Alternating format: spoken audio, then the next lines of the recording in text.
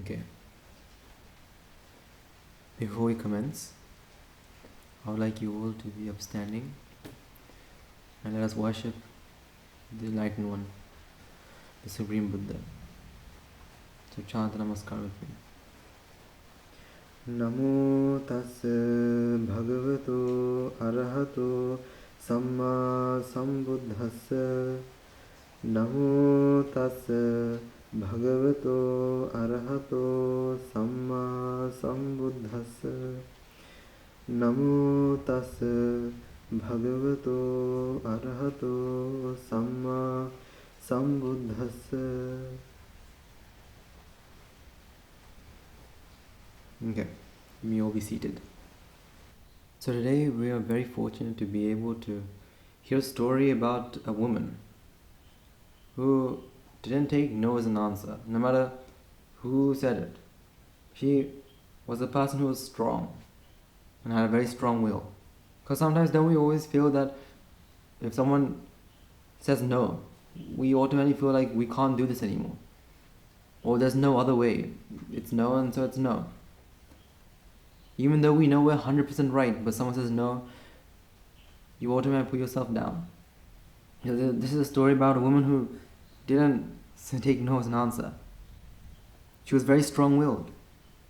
Like the saying goes, when there's a will, there's a way. So for your problems, do you have the will? Are you willing to find the way? Because if you don't, you're very unlikely to find the way. You're most likely going to stop at an obstacle. You won't have the will to do anything. If you have a strong enough will, you will find a way. She had a strong will. You can almost say she was a very strong feminist. A feminist from the time of the Buddha. So, let's go back in time. Back in time, the time before the birth of Prince Siddhartha. This is before the Buddha was born. In the palace or in the kingdom where the king Mahasupa Buddha ruled, there was born a daughter. She was given the name Gothami. She was the younger sister of Mahamaya. See, she wasn't a normal person from birth either. People who are skilled in scriptures that can fortune tell or show things about the future, like remember Angulimala, he was born under a thief's star, and so they predicted he was going to be born as a thief, well, he was going to become a thief. Like that, these Brahmins, they examined the characteristics of these two princesses, and they were very happy to say that the children who dwell in these wombs will become a universal monarch. Just imagine that, right? A universal monarch will be born. They'll be the mother to them. So they were very well-mannered, very kind and very gentle princesses. So it wasn't a surprise when the great king Suddhodana, when he was mature enough to be married the elder sister, Queen Mahamaya, and made her the queen of his kingdom, and brought them both to his kingdom. Around this time, the Bodhisattva passed away from the Deva plains and was conceived in the womb of Queen Mahamaya. And as we know the story, as the story goes of the life of the Buddha, Queen Mahamaya passes away after 7 days of giving birth to the prince, who was named Prince Siddhartha. And after her death, she was born in the twisted heaven, where later the Buddha would preach to her and she would find her liberation. So the responsibility of looking after the newly born Prince Siddhartha was put in Gothami's hands. But the problem was that she also gave birth as well.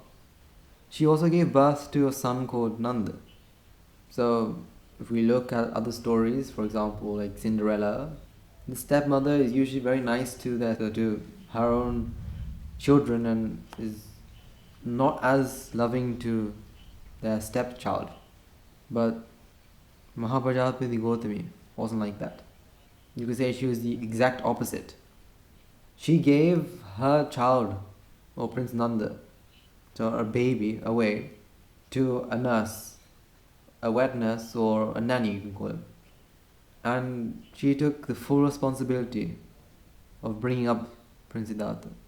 So she breastfed him, clothed him, bathed him, and treated him like a loving mother. She treated him like her only child.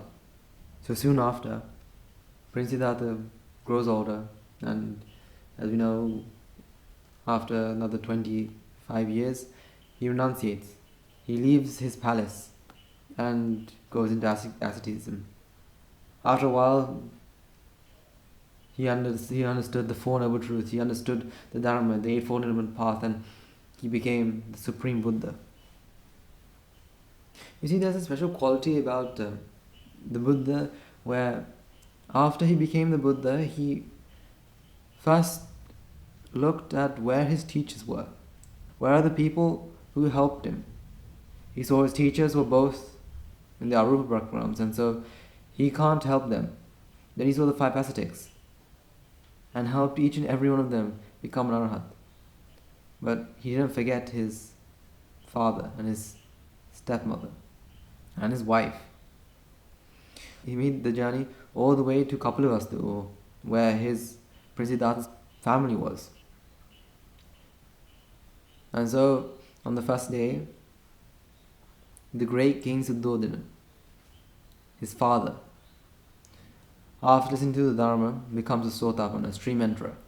On the second day, Prince Nanda, or Mahaprajapati's son, goes forth, renunciates, and becomes a monk. And on the seventh day, Prince Siddhartha's son, Rahula, ordains. So, he went back to his own kingdom and he preached the Dharma there. There he was able to help liberate 500 men who ordained and became Arhats. As you know, King Suddhodana, by that time he was an Anagami. And so on his deathbed, the Buddha approached him and preached the Dharma, where he became an Arhat just before he passed away. At that moment, Mahaprajapati Gautami had the thought, a thought which will bring her liberation. She thought of ordination. She wanted to ordain. There, that moment was the beginning of her will. Strong urge, that moment was the beginning. So, remember we talked about the 500 men who ordained. Now their wives were left by themselves. But they weren't alone. They had the Dharma with them. So each and every one were protected by the Dharma. So each and every one of them, after their husbands have left, the princes, the barons, the rich merchants, the kings, they've all left. But they didn't lament. They didn't for one moment regret that their husbands have left and they've been left all alone. Well, obviously, they also had the will to ordain as well. So after all agreeing, they all went to meet the queen, Mahaprajapati Gautami. They went to Mahaprajapati Gautami and told them their plan. They said that they're all going to go together. If you also, my queen, decide as well, we'll all go together and we'll go to the presence of the Buddha and we'll request if we can be ordained as well. Request if we can make a Bhikshuni Sasana. So with these 500 women and Queen Prajapati Gautami as chief, as the head, they make their journey to the Buddha. So after they confronted the Buddha, Mahaprajapati Gautami worships the Buddha and asks, "O Venerable Sir, these 500 women and I would like to ordain, would like to become like a monk like your disciples. Please give us permission."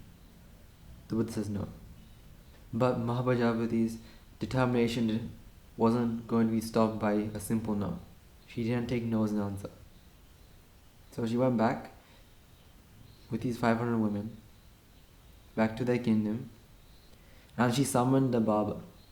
You can imagine how much they're willing to do this. You remember the Buddha also had already said no. And so she summons the barber, shaves her hair off.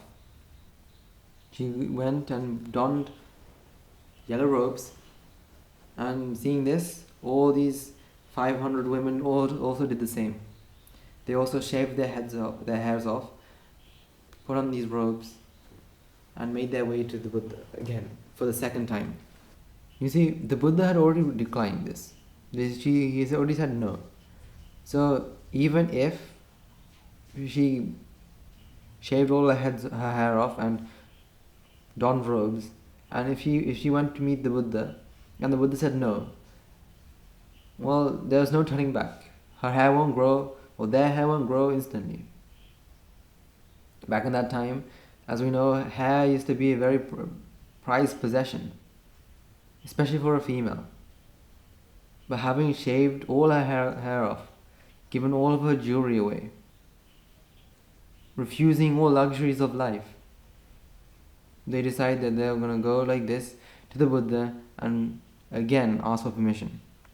So let us not forget that these are not just ordinary women or women from working class. These are women from the high end, princes, queens, wives of barons, wives of rich merchants. You can imagine that they've never walked on the ground before. They either been transported with carts, carriages, palanquins, if not, slippers or some sort of footwear. But they left all that behind. And so they make their journey all the way to the Buddha. But it wasn't just a normal short journey.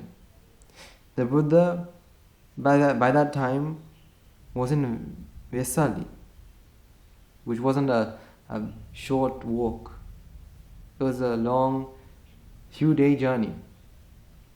So Mahapajapati Gothami took these 500 other women, including the wife of Prince Siddhartha, and made their way, step by step, to the Buddha. You can imagine by the time that they went for a day, you can imagine their feet cracked, swollen. Remember, this is not a cold country, right? It was a very hot, humid place. So you can imagine each of their feet swollen, cracked, maybe even bleeding. But that didn't stop them. That didn't stop them from making their journey to the Buddha. So soon after, they were able to go to the Buddha, and for the second time they request, "Oh please Buddha, can we please have permission to ordain?" Again the Buddha refuses. But again, remember, she didn't take no as an answer. If there's a will, there's a way. She was willing to sacrifice everything to do it. She was not ready to go home defeated. So she left to go meet the Buddha's chief attendant, Venerable Ananda. They went to Venerable Ananda and told Venerable Ananda, "Oh please Venerable Ananda, could you go to the Buddha and can you please tell him or make him agree, give us permission to ordain?" So Venerable Ananda goes to the Buddha and asks the Buddha, "Oh great one, Mahapajapati Gothami requests to ordain. Oh great one, I'm not trying to persuade you, but oh great one, remember Mahapajapati Gothami, 7 days after your mother died, Queen Mahamaya died, Mahapajapati Gothami was your mother. She gave her own child, to a wet nurse or a nanny, and took care of you by herself. She breastfed you by herself. She clothed you, bathed you, did everything by herself. Out of compassion, out of all that she's done for you, please can you let all of them ordain?" So after Venerable Ananda made the request, and the Buddha accepted. So they all were able to renunciate. They all went forth and all received high ordination. But the Buddha also placed some more rules to protect them. She didn't take no as an answer. She wanted it. She had the will. She found the way. She was willing to sacrifice her luxury. She was willing to sacrifice everything. She had a great will. And so she found the way. She was able to do what she wanted. So, if you're someone who wants to ordain or wants to attain Nibbana, then ask yourself, are you willing to sacrifice it all? Are you willing to sacrifice the same as Mahapajapati Gothami? Do you think it was easy? Do you think it was easy for them all to walk miles and miles, all by foot? Think about it, rich, wealthy princesses walking miles on foot. Now you can imagine that princesses weren't, I remember stories of princesses who weren't allowed to touch the floor. They did. Ask yourself, where is your will? Are you willing to do it? If you want to ordain, how much are you willing to do it? If you have the will, you will find the way. Mahapajapati Gothami sacrificed it all. Even when the Buddha said no, she shaved her own hair off, donned robes and made her journey. You can say she was one of the first feminists. A person who fought for her rights. She had the will, and so she found the way. So when she had the will to ordain, she stopped at nothing until she got the permission. And so after she was ordained, she went to the Buddha, worshipped the Buddha, and sat down. And the Buddha started preaching to these 500 newly ordained monks. So after the sermon, she took a karmasthana, a meditation subject, from the Buddha and started practice. Now she's willing to attain Nibbana. Although that may be her main goal before, now that's her main goal. She has the will. And so after practicing, she and all 500 nuns all attained this ultimate state of arahathood. She found the way. She had the will. She found the way. Once you have the will to do something, you will automatically put all the causes together. You will strive to put all the causes together to get the effect, the result. So if you want something done, do you have the will? Are you willing to do it? If you are, you will find the path, no matter the cost. So let's go look at past lives as well. So at the time of the Buddha Padumuttara, she was born in a wealthy family in Hansavati. And as she grew older, she was able to listen to the Dharma. And she saw the teacher giving the position of foremost in seniority. And at that moment, she wanted to have the same position herself, her will. In her last life, Mahapajapati Gothami also became the foremost in seniority. There's a will, there's a way. So, because of this, she gave her donations for the rest of her lives and protected her virtues, her seal. And unfortunately, she passed away, and she was born in the heavens. And after her lifespan of, after her life as a heavenly being ended, she was born as the chief among 500 slaves in Varanasi, at a time where there was no Buddhas. So she was a chief of 500 female slaves, and at a time the rain retreats were approaching, and so as custom, there was 500 Pacheka Buddhas, or 500 independent Buddhas. As custom, they descended from their mountain, the mountain that they lived, called Mount Nandhamulaga, to Isipatanam. And so they wandered through the city and begged for alms. And after they came back to Isipatanam, they thought that they needed a place to stay for the rain retreat. They needed a place to stay, and so they wrapped their robes, got ready, and they entered the city in the evening time and stood in front of the gate of a treasurer or a person with a lot of money who will be able to spend it to make these huts for them. And so the chief female slave took a water bowl, a clay water pot, and was going to a water reservoir to collect some water.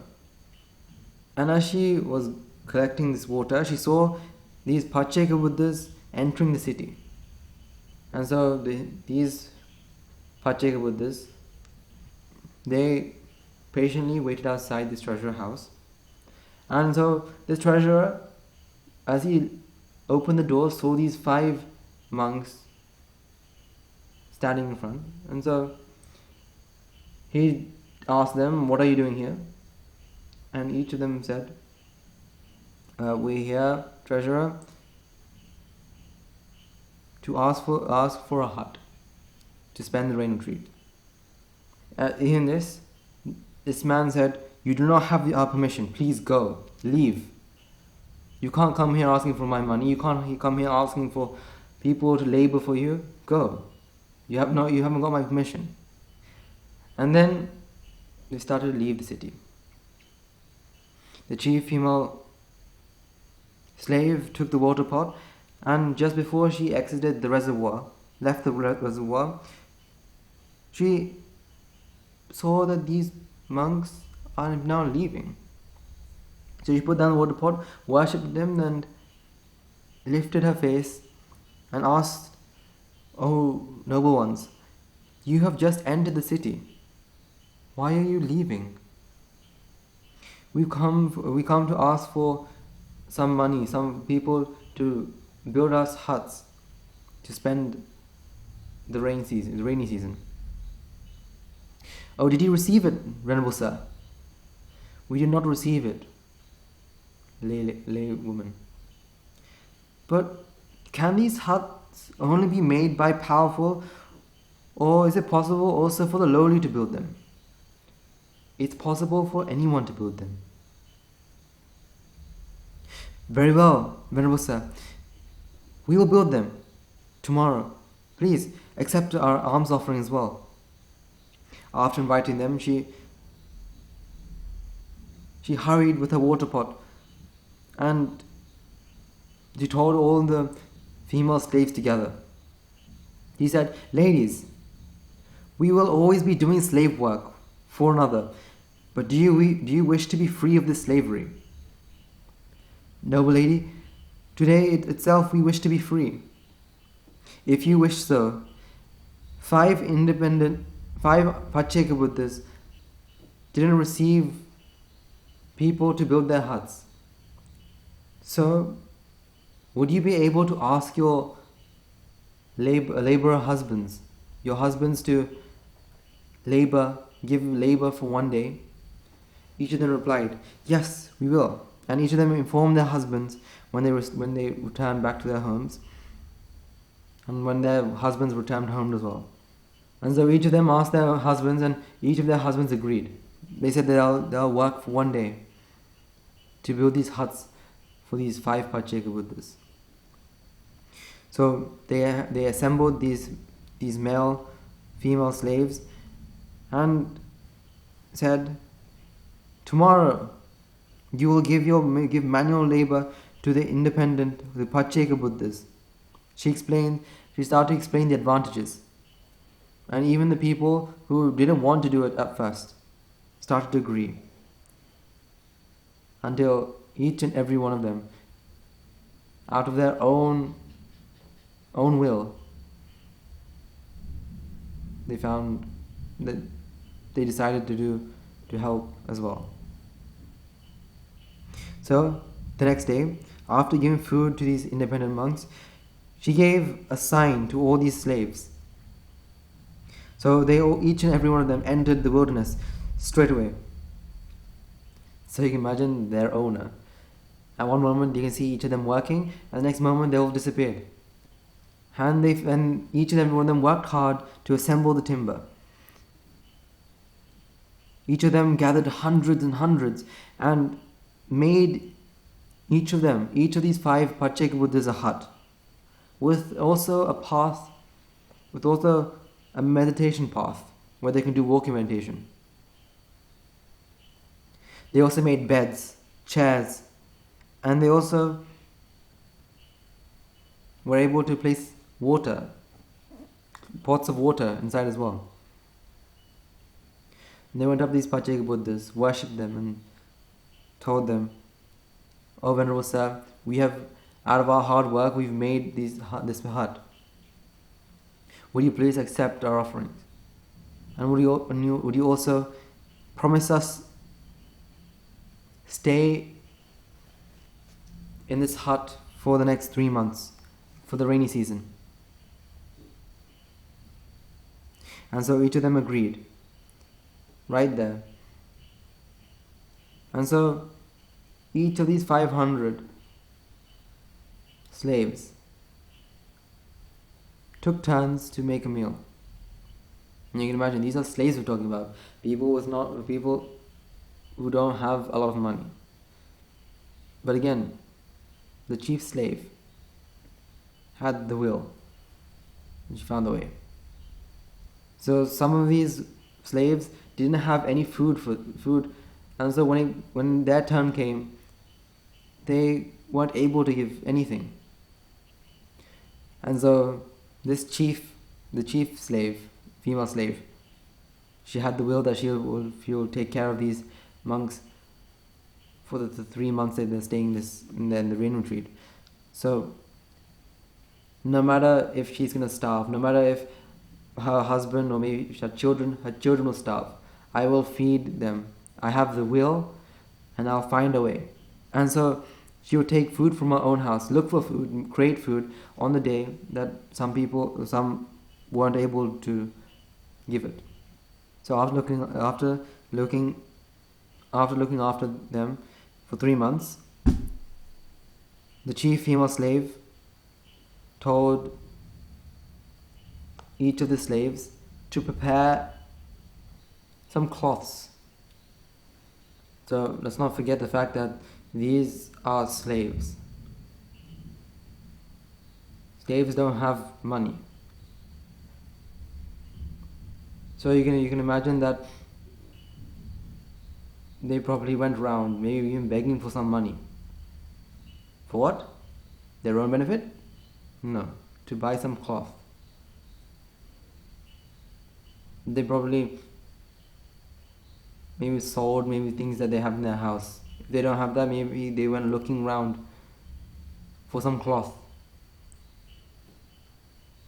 If they couldn't find any of that, maybe they even used their own clothes.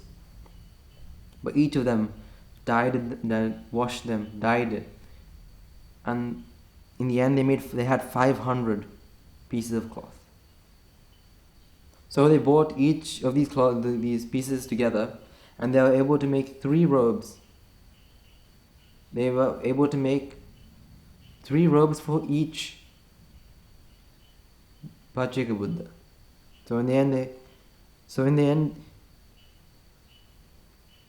see, that is also another quality of this chief female slave. She was able to find a way that each of these slaves were able to join together to do a merit. She didn't take it all personally and said, I'm going to do this, I'm going to do that, I'm going to give them food for the 3 months, I'm going to make these robes. Because she had the will, remember? Even if someone wasn't able to offer food, she would give it from her own house. She would give it from her own, maybe her own money, or maybe even begging begging. She may have gone begging to feed them. So she had the will. But no matter what, she was able to find a way so everyone each and every one of these 500 female slaves, each of these slaves, were able to join in this merit.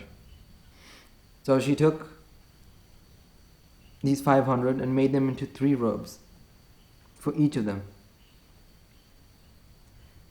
And so the reign retreat had ended. She offered these 3 robes. She and the 500 others offered these 3 robes to each of them, and they watched as the 5 Pacheka Buddhas, using their supernatural powers, went through the air to the place where they came from. So after doing all this good deed, and after remembering the good deed, transferring merits and also on all of those, she was reborn in a world where she was reborn in the heavens. So this chief female slave, after being born in the heaven, was again born as a chief weaver. She was born as a chief weaver in a weaver's village, not far away from Varanasi. So one day, Padumati's sons, so another 500 Pacheka Buddhas, they were invited by the king of Varanasi. But after going to the king's gate, they didn't see anyone there, and so they turned back and left the city and went into the village, the weaver's village. So these women saw these independent Buddhas, and after worshipping them, gave them alms, and was able to give everything that they needed until they made their trip again back to where they came from. So you can see even throughout her past lives, she was a great leader. And so even in her last life, she was the leader of great people. But her story shows that if you have the will, you'll find the way. You could say she's one of the greatest people, one of the greatest women to ever live. She had taught a great lesson. Being the mother of Prince Siddhartha. And just before we conclude, let's go back to what was said at her birth. Said about her, was said about Prajapati Gothami and her older sister, Mahamaya Devi. In their womb will be born 2 universal monarchs. In the womb of Mahamaya Devi was born the Supreme Buddha. And born in Mahaprajapati's womb was Prince Nanda, who became an Arhat. The Prince Siddhartha's half brother became an Arhat. They both were universal monarchs. They were both kings, great kings, better than a normal universal monarch. So again, Mahaprajapati Gothami, Venerable Mahaprajapati Gothami, has left you another invitation. In her story, she's asked you, do you have the will? Do you have the will? Because if you have the will, you'll find the way. And also, for all the mothers out there, do you want to be blessed? Do you want someone to tell you? Do you want to be a person where your womb gave birth to a king of the kings, a universal monarch? If you do, help your child be like Prince Nanda. Help your child become an Arhat. Is it possible? If there's a will, there's a way. Okay. Before we conclude, let's take a few moments to transfer merits and conclude the sermon. Okay then. Let's take a moment to transfer the merits we've all acquired by making offerings to the infinite virtues of the Noble Triple Gem, chanting Pirith, listening to the Dharma, and engaging in various meritorious deeds today. So first and foremost, let's remind ourselves how incredibly fortunate we are to be in receipt of the Lord Buddha's teaching. And with immense gratitude, let's transfer the merits to the Bhikshu, Bhikshunis, Upasakas, Upasikas, who since time immemorial have protected and preserved the sublime teaching of the Buddha, and passed it down through noble generations, the generations of the noble lineage in form of the Tripitaka, which is thankfully available us today to study, to understand, to comprehend the Dharma.